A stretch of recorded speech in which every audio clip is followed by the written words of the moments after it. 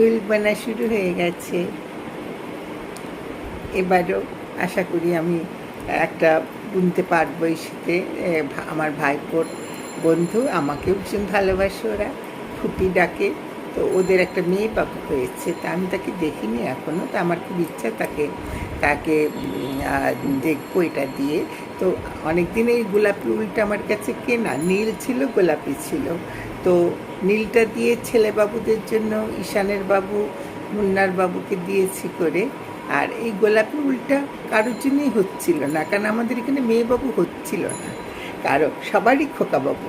তখন আমি এবার যখন হয়েছে মনে মনে ঠিক করে রেখেছি যে আমি এই গোলাপি উলটা দিয়ে ওর জন্য কিছু বনে দেব। তো আমি একটা পার্ট হয়েছে, এটার একটা পার্ট, এটা ফ্রক হবে, একটা ফ্রক। এটা সামনের দিকটা খোলা আছে, যেটা বাচ্চাদের পড়তে সুবিধা হয়, নিউবর্নদের বা এটা 1 বছরের বেবি হবে, মানে আমি সেই মতো করে করছি। আর এটা আর একটু যখন শেষ হবে তখন দেখাবো, আসলে ভালো লাগবে। এটা আসলে আমরা তো উল্টা শীতকাল এখনই বোনা শুরু করা ভালো, কারণ এরপরে হয় কি যে একটু ঠান্ডা পড়ে যায় বা তাড়াতাড়ি তাড়াহুড়ো হয়ে যায়। তো আমি করে আবার আমার কাজ একদম শেষের দিকে। আমি এখন গলায় বন্ধ করে দিচ্ছি।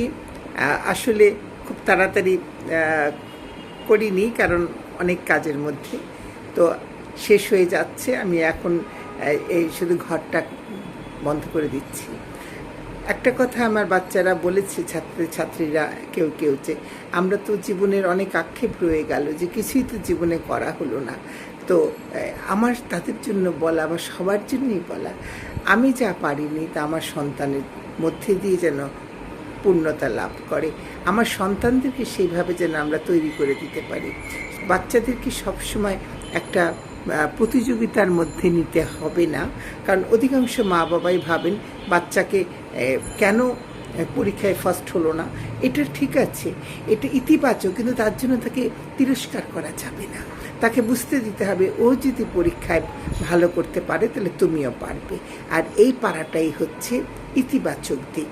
আপনারা বাচ্চাদেরকে সবসময় বলবেন যে তোমরা যে কোনো প্রতিযোগিতায় একজন দৌড়ে ফার্স্ট হয়েছে, তুমিও তাকে অতিক্রম করতে পারো। তাহলে সেখানে এটা হচ্ছে একটা সুন্দর দিক যে তাকে তার মেধাটা, তার শারীরিক শক্তিকে কাজে লাগানো যায়।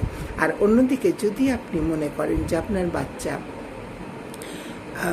বড় হতে হতে নানান রকমভাবে সে অন্যের ভালোটাকে দেখতে পাচ্ছে না, তাহলে হচ্ছে সেটা ঈর্ষা, দেশ, হিংসা, এখান থেকে বাচ্চাকে সরিয়ে দিতে হবে।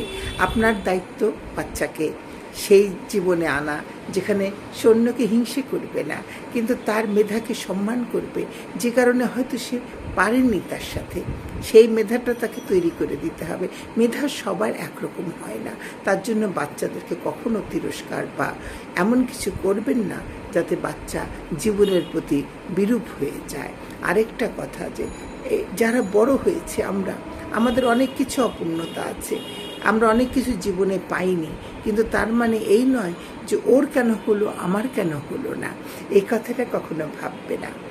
ছাত্রছাত্রীরা বিশেষ করে বলি যে অনেক সময় হয় যে তার অনেক টাকা, আরেকজনের সে অনেকবার বিদেশ ভ্রমণ করছে, সে অনেক এগিয়ে আছে তার চাকরি জীবনে, এক্ষেত্রে তার হলো আমার হলো না কেন, এইটা কিন্তু একটা ঈর্ষা, এটা এক ধরনের হিংসা, এটা এক ধরনের পরশ্রী কাতরতা, যেটা ওর হয়েছে আমার কেন হলো না। সেখানে কিছু সত্যিকারের কোনো কারণ থাকতে পারে, অথবা এমনও হতে পারে যে কোনো কারণ নেই, সেটা যোগ্যতাই পেরেছে। এই যে প্রতিযোগিতা, তার টাকা আছে, আমার টাকা কেন আরও হলো না, বা তার মতো টাকা কেন হলো না, এটা কখনো ভাববেন না। এটা হচ্ছে নেতিবাচক প্রতিযোগিতা। এটা কখনোই বাচ্চাদের শিখতে দেওয়া যাবে না যে ওর অনেক টাকা, বাবাও কত বড় মানুষ, কত বড় লোক। না, আমি একটা কথা বলি আমার নিজের জীবন থেকে। আমার মা ছেলেবেলায় বলেছিলেন যে কাপড় পরতে, আমাদের ঈদের সময় খুব ভালো কাপড় আসতো, আমার জন্য, জামা বানাবার জন্য, এবং মা নিজে বানাতেন। তো এরকম একবার হয়েছিল যে তখন খুব একটা কাপড় উঠেছিল মুঘলে আজম, তো কাপড়টা বোধহয় তখন 7.5 টাকা গজ ছিল। তো আমার ঈদের কাপড়টা এসেছিল আর একটু কম দামের, কিন্তু খুব সুন্দর পিওর সিল্কের, বড় বড় গোলাপ ফুল, খুব সুন্দর, এবং মা কি সুন্দর করে সে ডিজাইন করে সে জামা তৈরি করে দিয়েছিলেন। কিন্তু ওই কচি মনে আমার একটা কোথাও অভিমান হয়েছিল, বা মনে হয়েছিল যে আমি তো একটা মাত্র মেয়ে, আমাকে কত কিছুই তো মা দিতে পারেন, দেনও, কিন্তু তাহলে ওর জামাটা এত দামি হলো কেন, আমার জামাটা হলো না কেন? তো আমার মাকে কথাটা বলেই ফেলেছিলাম। তখন উনি আমাকে একটা খুব সুন্দর উত্তর দিয়েছিলেন, বলেছিলেন যে দেখো, হ্যাঁ নিশ্চয়ই তার জামাটা একটু বেশি দামের, তাতে কি, তোমার জামাটাও তো কম সুন্দর বা কম দামের নয়। তখনকার দিনে ওটা বোধহয় 5 টাকাটা এরকম হবে হয়তো, লেডি হ্যামিল্টন কাপড়। তো মা বললেন যে দেখো, ওর কাপড়টা কিন্তু ওর মা বানাননি, ওর কাপড়টা কেনা, বা অন্য কেউ দর্জি বানিয়ে দিয়েছে, কিন্তু তোমার কি ভালো লাগছে না যে তোমার মায়ের হাতের ছোঁয়া ওই কাপড়ের মধ্যে আছে?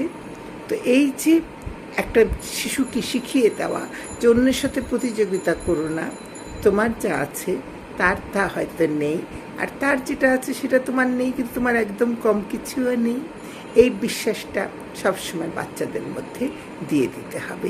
বিশেষ করে মায়েদের জন্য আমার এই কথা বলা, যে তারা বাচ্চাকে যেন এই সুন্দরভাবে তৈরি করে দেয়। জামা শেষ হয়েছে, যারা দেখতে চেয়েছিল তাদেরকে দেখাচ্ছি। এই যে আমার বেবির জামা তৈরি হয়ে গেছে।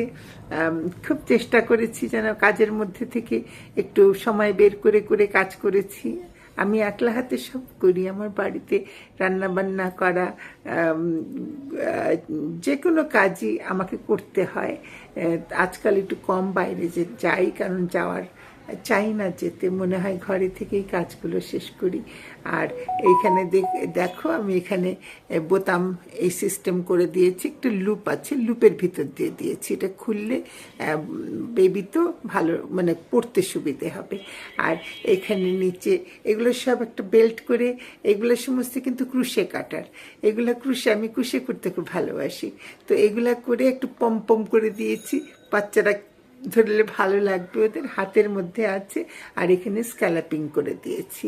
তো আশা করি দেখা যাচ্ছে তো, হ্যাঁ এই যে বেবির জামাটা, তো আশা করি সবার যারা দেখতে চেয়েছিল ভালো লাগবে।